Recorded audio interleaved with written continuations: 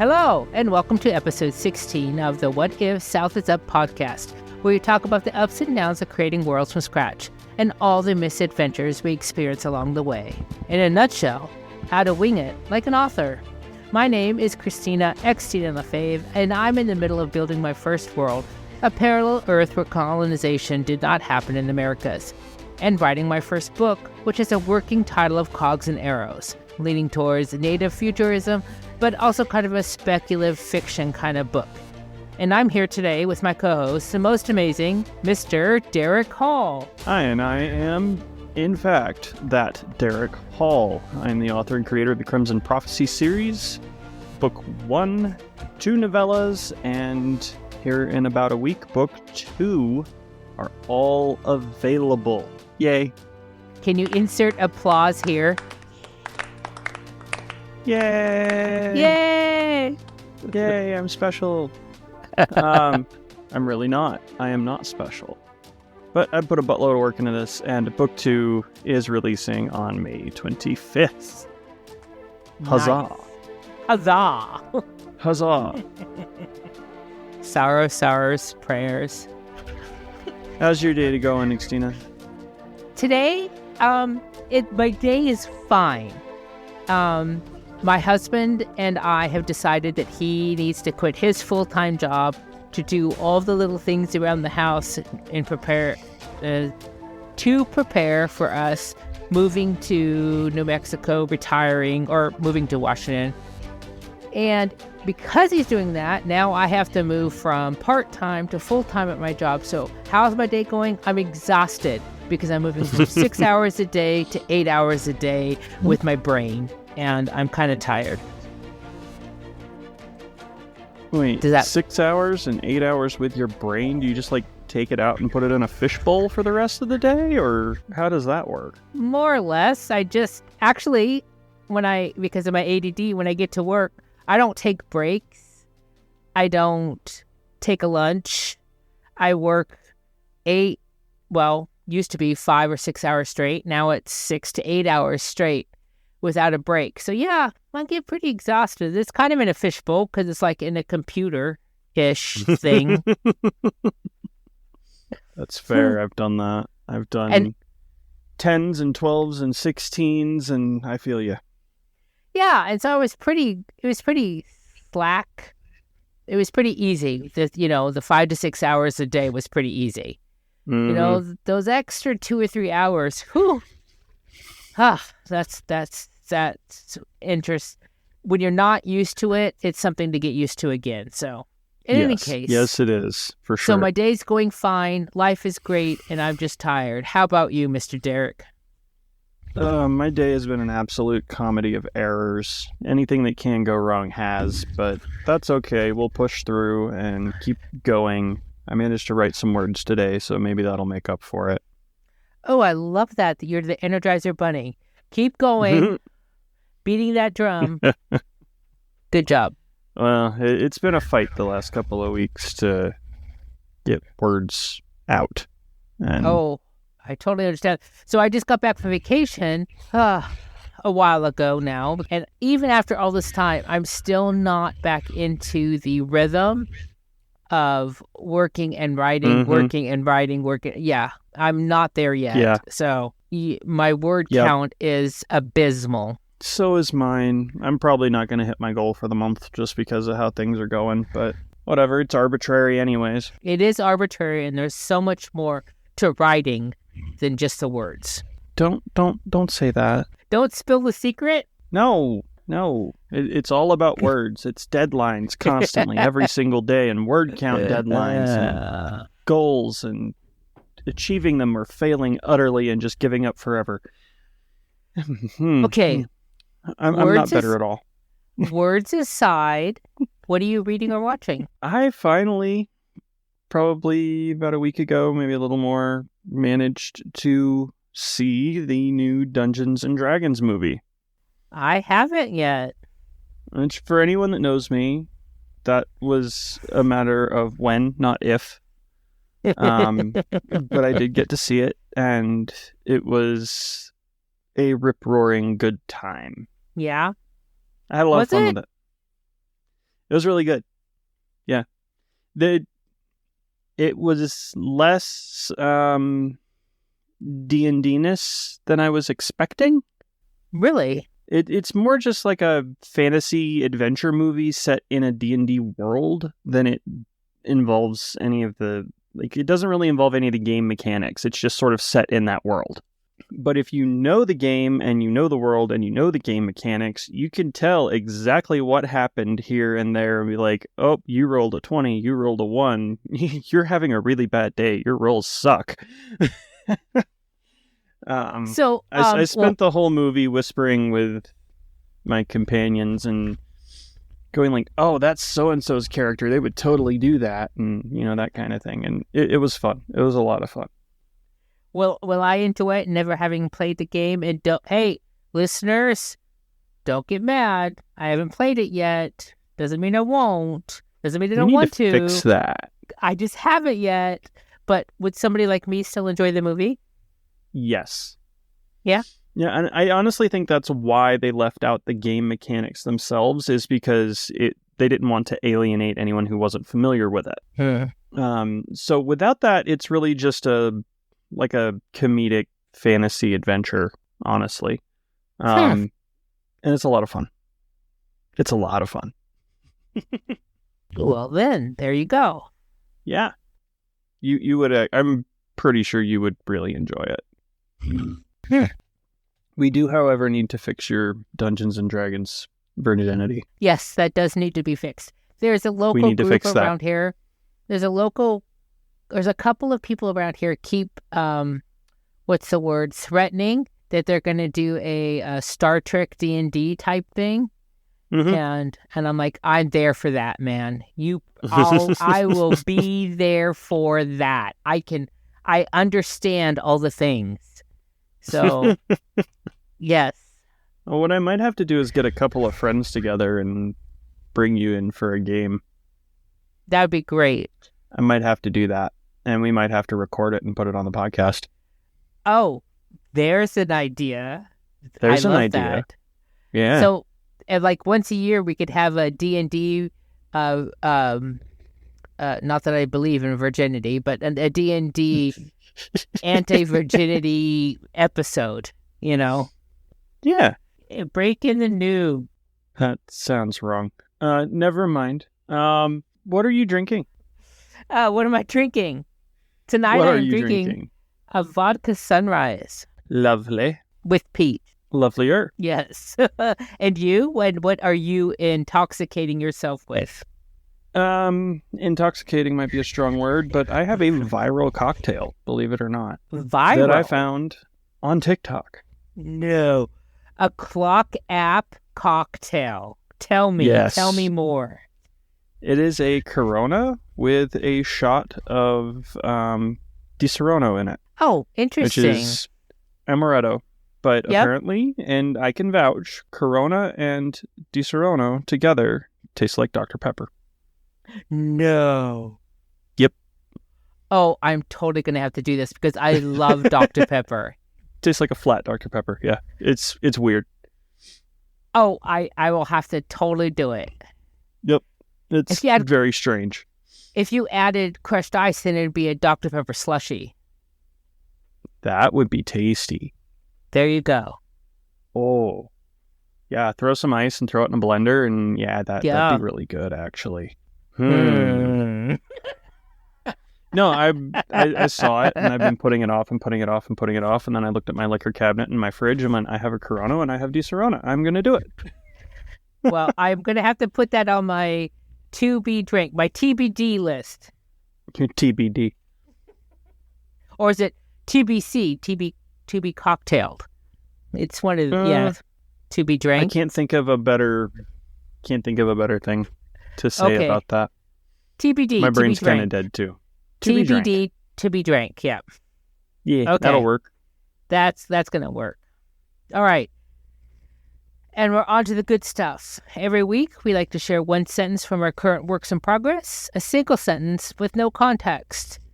Then we let you folks, our huge audience, all those listeners out there in the world, know if we're planning on keeping it in our story, or if we had to watch our darling die. Denial. So, I like it. Derrick, are you ready for Darlings, Dead or Alive? I am ready. Okay, you're first. Go. Oh, and Declan, do give my compliments to your gardener. The roses near the fence are lovely. Well, that's so benign. You think that now? Ah. I don't know if that's going to stay. I don't know if it's going to die. That is freshly drafted from book 3. And if you have read my first novel, that comment becomes a little more sinister. Dun, dun, dun. Yes. Yeah, I know what you're saying now. I get it. Do you? I get it. Do you? Do you now? Do ya? Do you, though? Do you really? What have you got? Do you have one for us? I do. So, it isn't your fault that you were raised by a couple of mangy insects. After your parents abandoned you, you simply don't know any better. Why are both of our darlings, like, super snobby this week? It's the mood, it's the stars, it's Jupiter Yes. in our house of communications. I don't know. Who knows? Who knows? Oh, Something that's about something Mercury. I definitely need to do. I need to do your chart. Yes. My You're chart? Yes, you're going to have to send me your date, time, place of birth, and I'm going to have to map our charts together and see how they align or don't. I'm very curious now. I don't care if you don't believe. I don't care. It don't matter. You still have to send me the info. Could be interesting either way. Yeah. All right. On to the point of the show and our favorite game before we digress even further and lose the few listeners we have left. Don't go.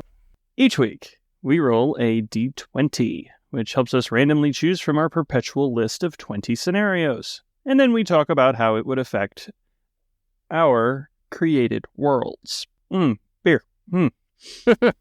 Oh, up the nose. Don't get that up your nose. It's a weird sensation. No Dr. Pepper up the nose. Got it. No, It's on my bad list. idea. It's on my list of don't do's. Got it.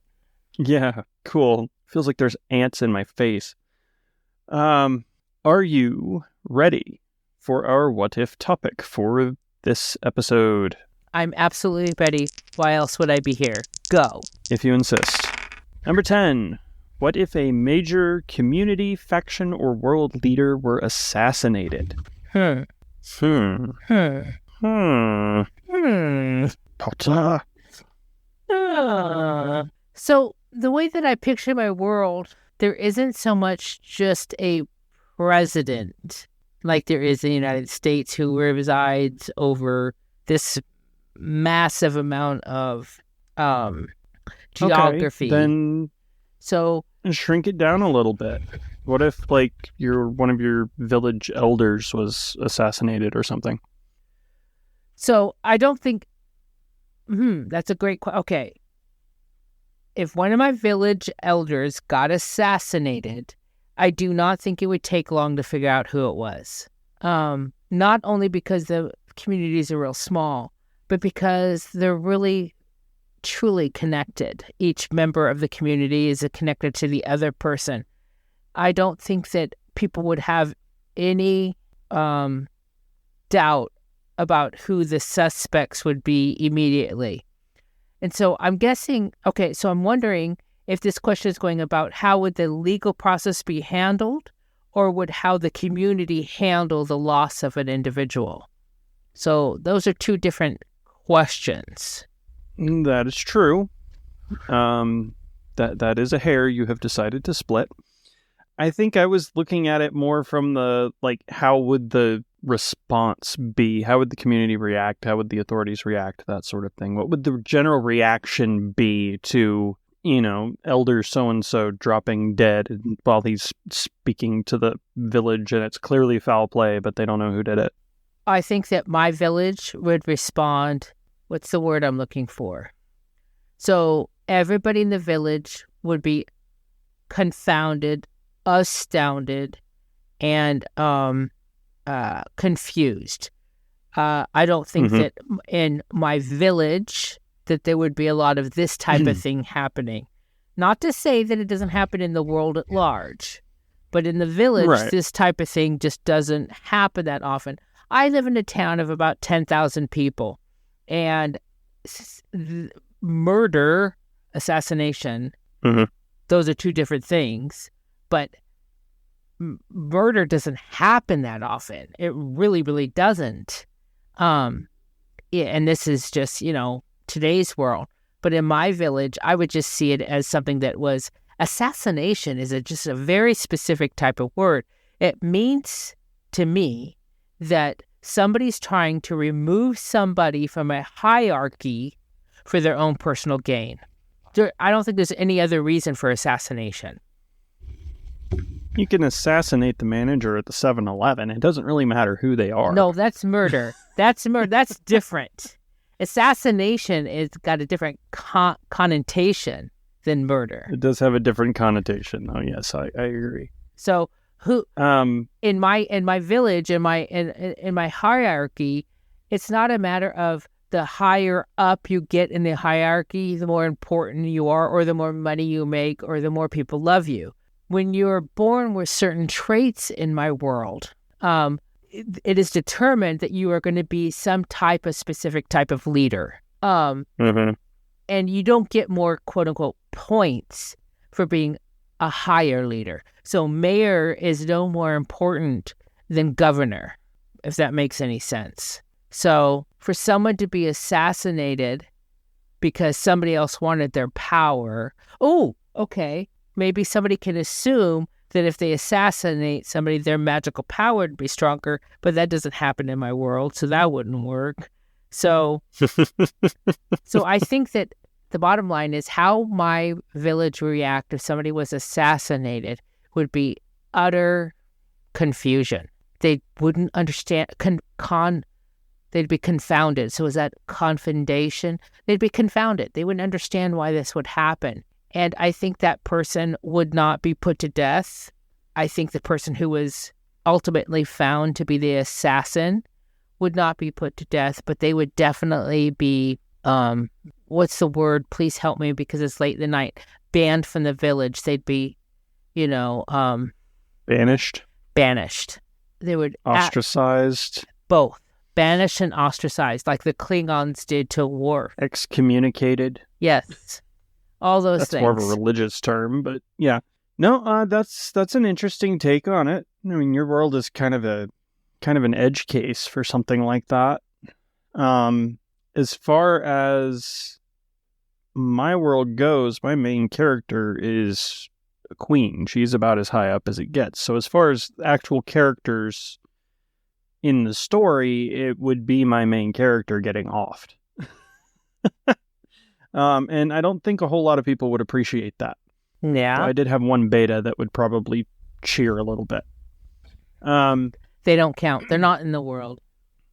Yeah, no. Just because she's a queen doesn't mean she's higher or better than any of the other leaders in the world. So if, let's just say one of them was assassinated for whatever reason, I think the initial response would be a pretty widespread whodunit, a little bit of a Mexican standoff sort of situation with fingers pointed at everybody else. But that doesn't necessarily mean that any of them actually did it. Because depending on where it is, the system for establishing succession and rulers and that sort of thing is going to be different. So it's the general public I don't know that they would necessarily be surprised. They would probably get some popcorn and sit on the sidelines and watch while all the higher ups sorted it out amongst themselves. Because power is as power does, and nothing really ever changes. It just looks a little different depending on who's driving.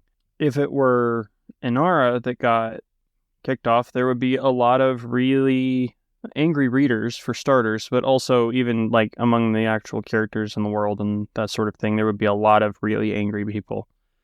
A lot of really powerful, really angry people. So, and I don't necessarily mean politically powerful. Yeah, there would be a manhunt, and it would be handled somehow. I'm not sure how. I'm not planning to kill her off. I haven't put much thought into that. But it would piss a lot of people off. So we're talking about how an assassination would affect your world. Let me ask you, how would an assassination affect a story in your world? Have you considered writing a murder mystery set in your world? I'm not smart enough for murder mysteries. Yeah. I'm just not. So let me tell you an interesting fact I learned. Agatha Christie, she would write her novels never knowing who the killer was when she started. She would just write the novel and then give everyone in the novel a motive. And then at the end of the book... Sounds like the 80s crime dramas. At the end of the book, she would more or less throw a dice. She never did throw a dice. Please don't take me at my word for that. But she would more or less throw a dice and decide on who the killer was going to be and then fit it into the story. I got to tell you, that don't take... That's amazing. Isn't that amazing? That's just like... That's given me like Scarecrow and Mrs. King...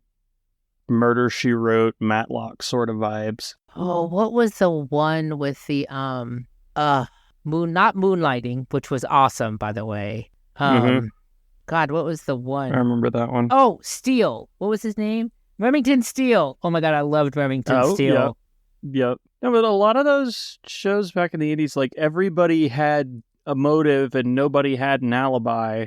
You remember Ellery Queen? It kind of always felt like they were just drawing straws to figure out who done it. Ellery Queen. You remember Ellery Queen? Ellery Queen was like yes. that. Yep. My dad loved that show. In any case, so yeah, in my world, it wouldn't be a huge mystery to figure out who the assassin was because that type of thing, that type of deviancy, and I hesitate to use that word, but that type of deviancy wouldn't be... swept under the rug. I think the whole village would understand and know that it existed and who would be that type of person. I think that on a world level, that assassination would not be tolerated in any way, sense, or form.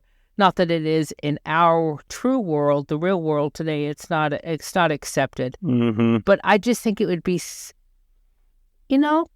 a fairly rare occurrence in our world too. Assassination.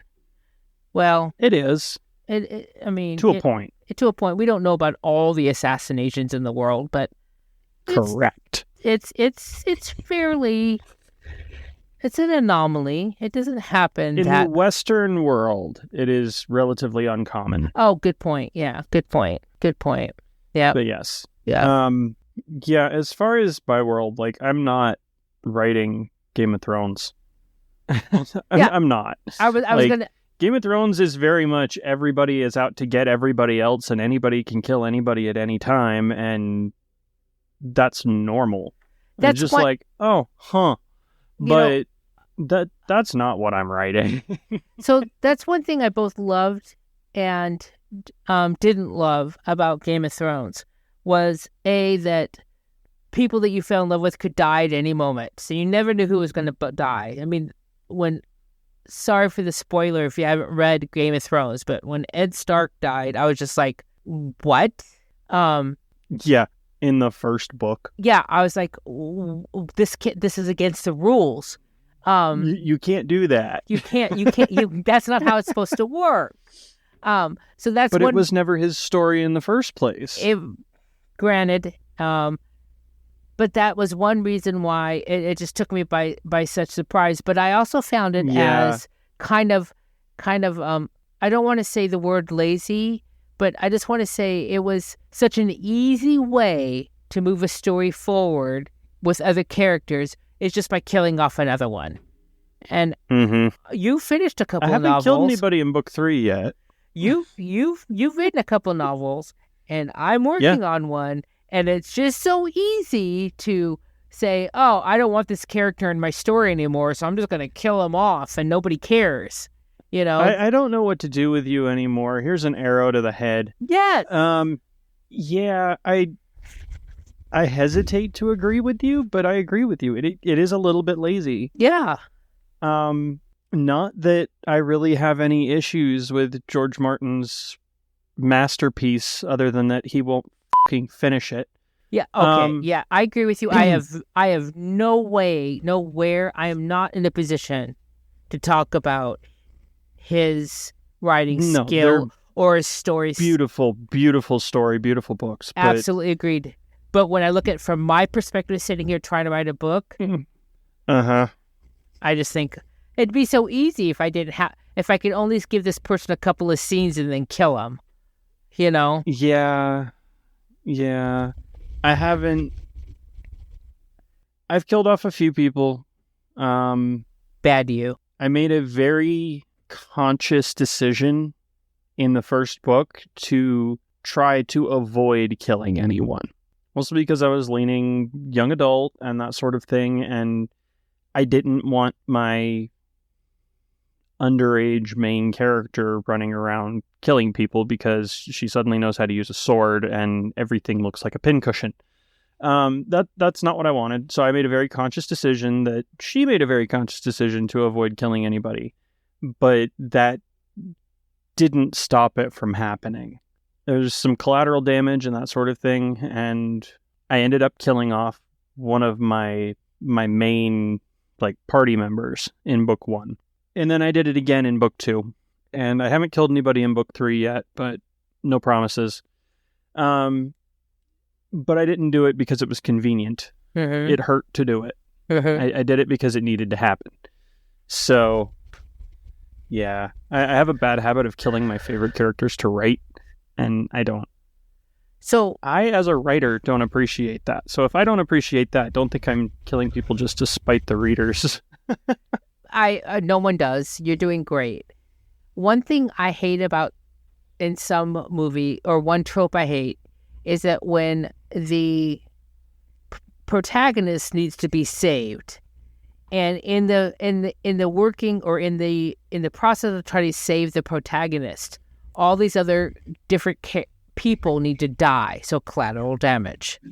And in the end, that one person never takes the time to reflect of how many people had to die so they could live. I just hate that when you're watching a movie, so this one person could live who is not really that special.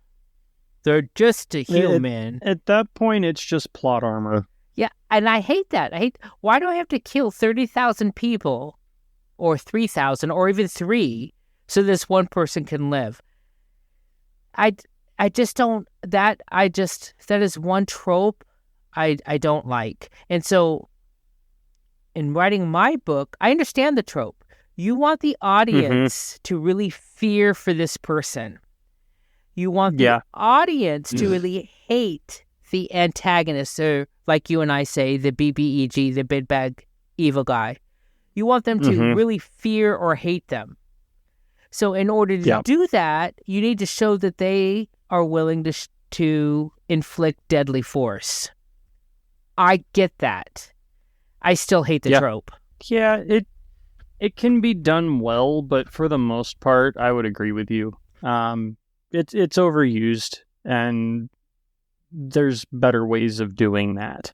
Now, it's one thing if your character you're trying to protect ends up in the middle of a battle and ends up killing a bunch of people. Okay, whatever. That was self-preservation at its finest. But it's another thing to be going around stabbing people in the back because they looked at you wrong and you're scared of them. Well, I'm not even talking about the protagonist killing people. I'm talking about in the process of protecting. I know what you mean. Yeah. Yeah. If somebody looked at Inara wrong and one of her, let's say Thalen, went and killed the guy because he didn't like how he looked at Inara, or was worried that he was going to do something or whatever, that feels cheap to me, and I don't appreciate it. So, I know, unless there is another more valid reason for it. Oh my gosh, I hate my head for not thinking of this right now. Arnold Schwarzenegger, I'll be back. Terminator? In the first Terminator, how many people had to die to save Sarah Connor. Yes. And I'm like, Yeah. that was, I just, at the end of the movie, okay, I loved the movie. It was great. It was wonderful. The 15th time I watched it, I'm like, that's so gross. How many people had to die so Sarah Connor could live? And then throughout the whole movie franchise, she gets stronger and she protects her son. But does she ever reflect on how many people had to die so she could live? I don't know. It's just a weird thing that annoys me. Yeah. I can agree with that. I mean, it was done well on Alien. Get that? Mm-hmm. That was totally a different thing. There wasn't just it was told in a totally different sense. Yeah, it's like I said, it can be done well. It's tricky to do well.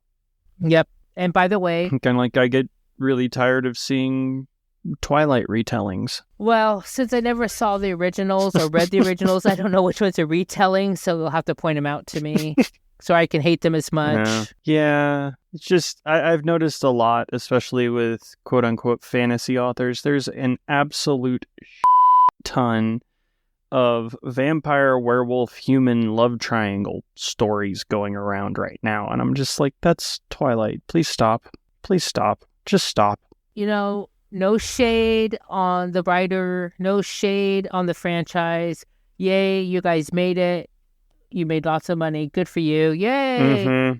But, I want to build a world that other people want to write in, that other people want to create stories in, that other people want to mimic my world. That's the world I want to create. That would be fun, but I don't know if I could let go enough to let somebody else write in my world. You don't have a choice when it comes to fanfic.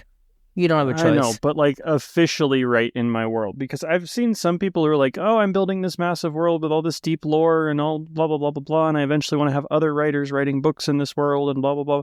I'm like, okay, that's cool, but how the hell are you letting your grip loose enough to let somebody else have free reign of your baby? Like, that does not make sense to me. Okay, but there's the Star Wars franchise.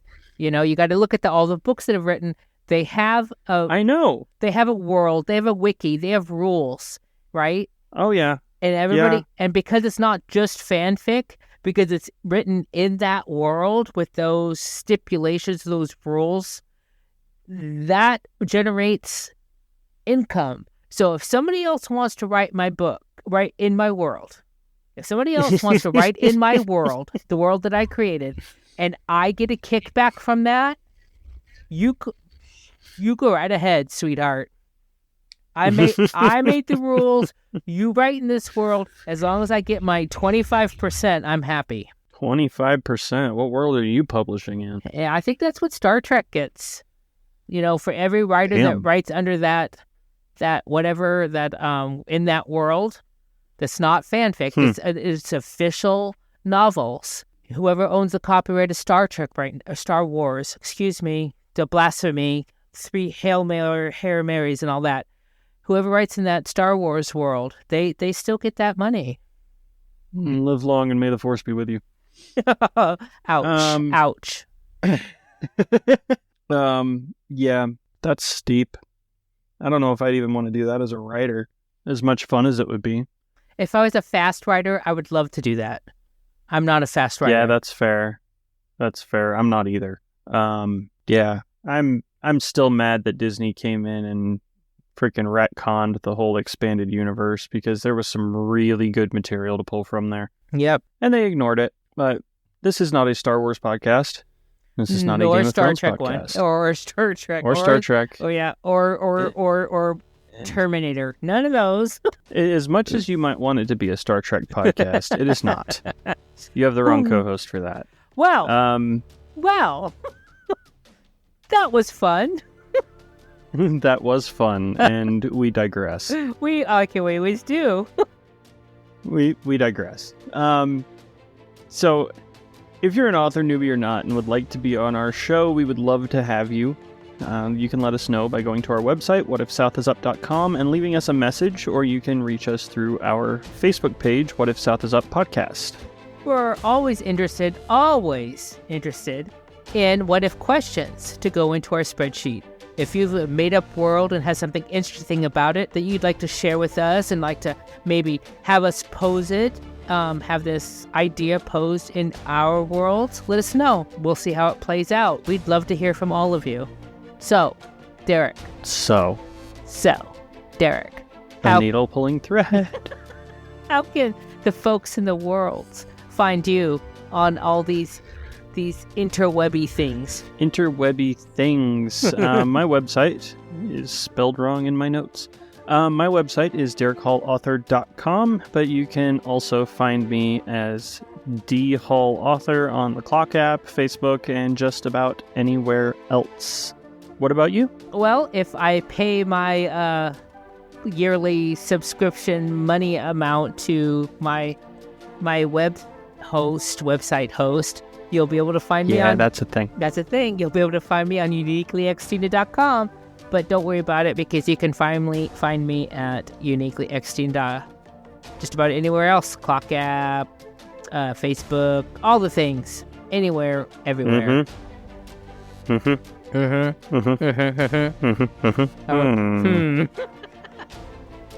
Okay, we're tired. We're done. It's been a day. It's been a lot of fun hanging out and digressing. We love you all. All 14 of you. Great. And we will see you next time on What If South Is Up. What If South Is Up. Bye-bye.